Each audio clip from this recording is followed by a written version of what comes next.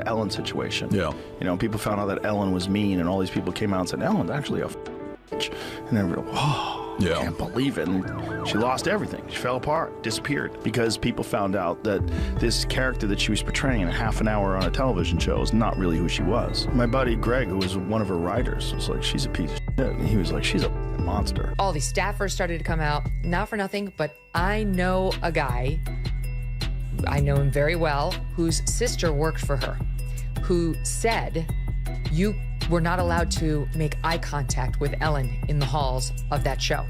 If you saw her, this is not a nice person. At the end of the day, this entire saga is a reminder that in a world obsessed with appearances, the truth always finds a way to surface, sometimes with a little help from unexpected voices like Joe Rogan and Megyn Kelly.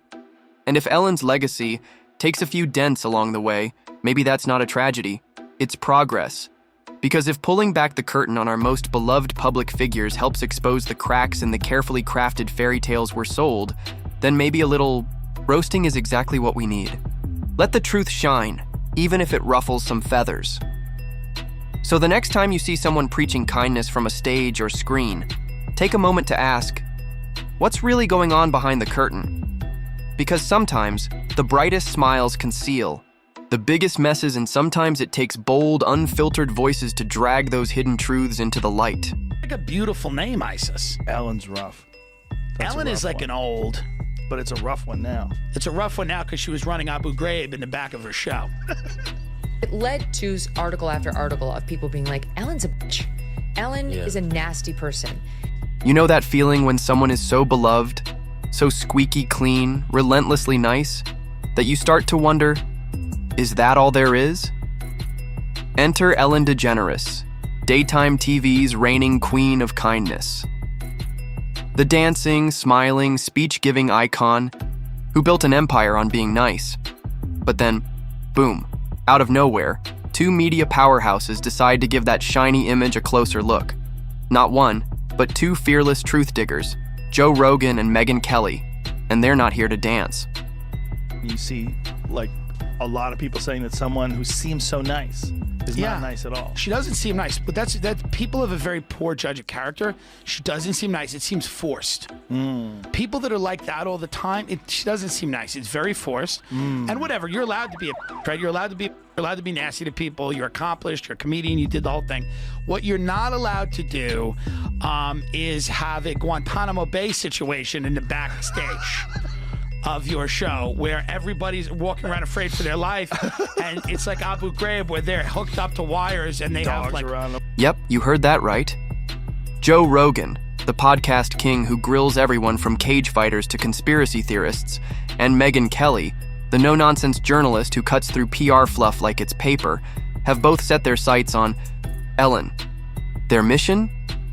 Put that polished image of kindness to the ultimate test. Spoiler alert, it gets messy, awkward, and downright hilarious. I have a question for you on this. This is perfect for you. Because I'm seeing this week that there is an attempted comeback by somebody who did not cross one of those fateful lines of misstepping on their sacred cows of gender or race or sexuality. Yeah. But she was said to be a nasty biatch, and that's Ellen DeGeneres. Yeah. So her show got canceled after she had this testy exchange with Dakota Johnson, where something happened where Dakota said, oh, I had this birthday party, and Ellen said, well, why didn't you invite me? You didn't invite me. And she said, like, no, I did invite you, Ellen. That's not what happened. And Ellen had blown her off and then tried to play the victim on the set with her. Anyway, it led to article after article of people being like, Ellen's a bitch. Ellen is a nasty person. And let's start with Joe Rogan. His podcast is basically a cultural microscope. Nothing gets past him. Not even Ellen, the seemingly untouchable poster child of be kind. Now picture Rogan in his signature no BS style, raising an eyebrow and thinking, hold up, how does this endlessly nice persona match all those backstage whispers? He's got a sixth sense for spotting when a celebrity story doesn't quite add up. And Ellen's narrative? It's starting to look suspicious.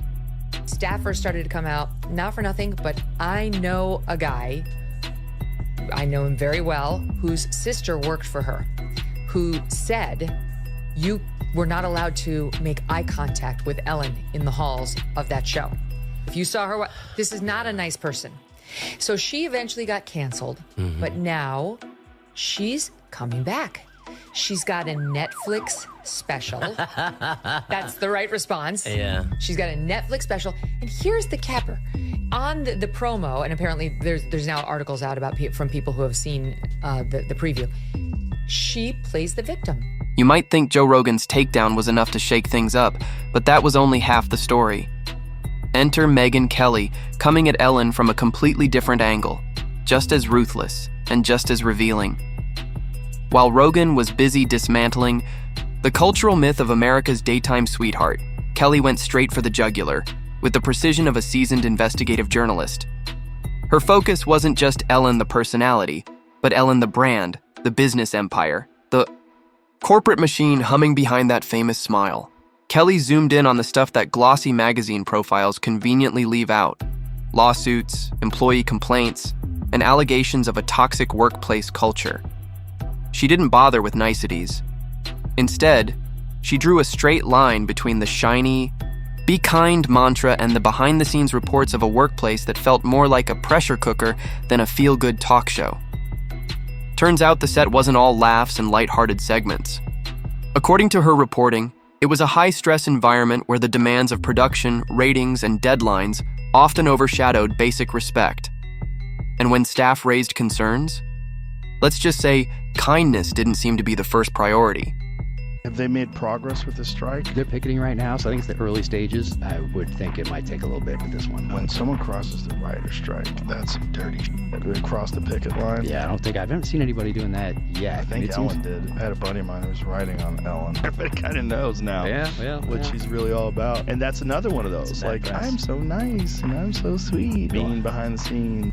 Kelly didn't just scrutinize Ellen. She turned her lens on the media itself. Her critique zeroed in on how the press often danced around the controversies, choosing to protect the brand rather than question it. But Megyn Kelly didn't play by those rules. She dragged the contradictions into the spotlight, shifting focus from the stage smiles to the messy, very human reality behind them. This wasn't just scandal chasing, it was a deep, deliberate peeling back of the glossy layers of celebrity branding to reveal what really lies beneath. Now pair that with Joe Rogan, and you've got a 1-2 punch. Part cultural commentary, part investigative journalism, all thoroughly entertaining. Rogan's raw, skeptical breakdowns poked holes in the public narrative, while Kelly's precise, fact-driven approach laid bare the corporate machinery powering the Ellen brand. Neither was out for a brawl. This wasn't about confrontation, it was about storytelling, analysis, and a few well-placed jabs that left Ellen's once sparkling image looking a bit smudged. But here's why it matters. Because this isn't just about one celebrity's fall from grace. It's a reflection of how we consume fame, how easily we buy into polished narratives, how rarely we pause to question what's behind the catchphrases and curated kindness. For me, and she actually has the nerve to say that she was run out of Hollywood. This person with $100 million in her pocket. $450 million, according to Forbes. That's a low estimate. Yeah. Because so now she's out there saying, I was run out of Hollywood. She's actually reportedly complaining about how hard it is for women in America with the double standards. Look at Oprah, how hard it is for her. Oh, she's got, like 10 houses, Ellen DeGeneres? Michelle Obama, look how hard it is for women in America. They're hurting. They're going to let her back in, Rob, because she's a lesbian, she's a leftist, and she didn't hit one of their sacred cows. Kelly didn't just scrutinize Ellen. She turned her lens on the media itself. Her critique zeroed in on how the press often danced around the controversies, choosing to protect the brand rather than question it. But Megyn Kelly didn't play by those rules. She dragged the contradictions into the spotlight, shifting focus from the stage smiles to the messy, very human reality behind them. This wasn't just scandal chasing, it was a deep, deliberate peeling back of the glossy layers of celebrity branding to reveal what really lies beneath. Now pair that with Joe Rogan, and you've got a 1-2 punch. Part cultural commentary, part investigative journalism, all thoroughly entertaining. Rogan's raw, skeptical breakdowns poked holes in the public narrative, while Kelly's precise, fact-driven approach laid bare the corporate machinery powering the Ellen brand. Neither was out for a brawl. This wasn't about confrontation, it was about storytelling, analysis, and a few well-placed jabs that left Ellen's once sparkling image looking a bit smudged. But here's why it matters. Because this isn't just about one celebrity's fall from grace. It's a reflection of how we consume fame, how easily we buy into polished narratives, how rarely we pause to question what's behind the catchphrases and curated kindness. Look at it. Oh, well, you know where that is too, right? It's a similar image to that, right? No. I know Jamie does. What is it? It's on the set of a famous talk show. It's now not on anymore. Oh, Ellen? Was that Ellen? Yeah. Really? But just look at the temple and then look at the... Let me see Ellen's background. Let's be clear. This isn't some mean-spirited witch hunt. It's more like pulling back the curtain on a carefully choreographed magic show. The sparkle? Sure, it's there. But so are the smoke and mirrors. Joe Rogan and Megyn Kelly aren't out for blood. They're just that brutally honest friend who tells you what you need to hear before you make a questionable life choice. It might sting, it might surprise you, and yeah, you might even laugh a little. So what does all this mean? For Ellen's legacy? The Be Kind crown may have a few noticeable dents now. Her daytime kingdom, once the stuff of feel-good fantasy, suddenly feels more like an episode of reality TV. Messy, complicated, and harder to watch without squinting a little. She's a leftist, and she didn't hit one of their sacred cows. Nastiness, that's their bread and butter. Well, I think everyone... I will say, like, the resentment, I think everyone should have a chance for reconciliation. I don't think Jesus exempted anybody. And so I do, while it does, because I have been allowed back in, but I don't hold any grievance and resentment. It's very important. And I would just say for Ellen, the resentment, you have to know, you have to get over resentment to whatever addiction or addictive qualities happen, to get over it. Here's the real kicker about this whole Joe Rogan and Megyn Kelly tag team takedown of Ellen DeGeneres. It's not just about one celebrity getting exposed. Nope, it's bigger than that. When two media powerhouses from completely different corners of the cultural spectrum come together, intentionally or not, they shatter the echo chamber where celebrity controversies usually get either whitewashed or ignored. Think about it. Joe Rogan, the podcast rebel who built an empire by giving conspiracy theorists, fighters, and fringe thinkers a mic, stands firmly on the edge of counterculture. His audience thrives on skepticism, on tearing down the polished facades and sniffing out the marketing spin. He's the guy who questions everything, especially anything too shiny to be real. Then you've got Megyn Kelly, sharp, buttoned up, and battle-tested in the world of mainstream media. She's no stranger to cutting through political fluff or corporate PR. Armed with lawsuits, leaked memos, and insider accounts, she dives deep and delivers the facts with surgical precision. Put them together, and it's less like tossing a stone into a pond and more like dropping a boulder into the Hollywood PR machine. Joe questions the narrative, pokes at the carefully curated Be Kind brand, and says, let's not just swallow this whole. Megyn connects the dots with hard evidence, showing that behind the feel-good vibes may lie something a lot more complex and a lot less kind. This isn't just about Ellen, it's a cultural wake-up call. One that says the days of hiding behind smiles, slogans, and stage lighting might be numbered. Because when two very different media titans turn their gaze on you, the truth doesn't stay backstage for long. Bush, you're jumping around. I mean, That's right, she was buddies with Bush. That yeah, was like she's one of the a first CIA agent. Stephen Paddock. And do not ask me for sources, but Stephen Paddock. Who's that? He was the guy that shot up the Vegas concert. That was a very tragic thing. Listen to this. The only guy that saw Stephen Paddock alive, his name is Jesus Campos. He was a guard at Mandalay Bay. He got interviewed nowhere else. You know where he got interviewed in the beginning? Ellen. Really? Weird. And then they went on, if you could find that clip, they went on with a weird like diagram of how it happened, and Ellen's like showing the people how it happened. Not like an emotional like how are you feeling, how are you holding up. It was a weird diagram of like, and then he went to the left and to the right. It was very strange to look. What the hell's going on This is a daytime show. Together, Joe Rogan and Megyn Kelly have created a powerful feedback loop, one that rattles the foundation of celebrity worship as we know it. And why does that matter? Because audiences aren't just sitting back munching popcorn and watching passively anymore. Thanks to their very different but equally piercing perspectives, a wave of curiosity and skepticism is rising. People are starting to ask the hard questions. How much of what we see is carefully crafted PR? Is the kindness we're sold by Hollywood's biggest stars truly authentic, or just another product? Suddenly, the idea of celebrities as flawless, saintly icons feels outdated, naive even. And this isn't just Ellen's PR crisis, it's a cultural reckoning. Fans are craving the real now, messy, flawed, human. They want stories that go deeper than the surface gloss, past the perfect lighting and carefully curated Instagram posts. This renewed scrutiny is cracking the celebrity bubble wide open, revealing the gap between the polished public image and the complicated reality behind the scenes. And what's fascinating is how it's shifting the way we consume fame. When a "Be Kind" motto turns out to be more brand strategy than personal creed, it doesn't feel like inspiration. It feels like a sales pitch in disguise. But the most striking part? This unraveling didn't come from drama.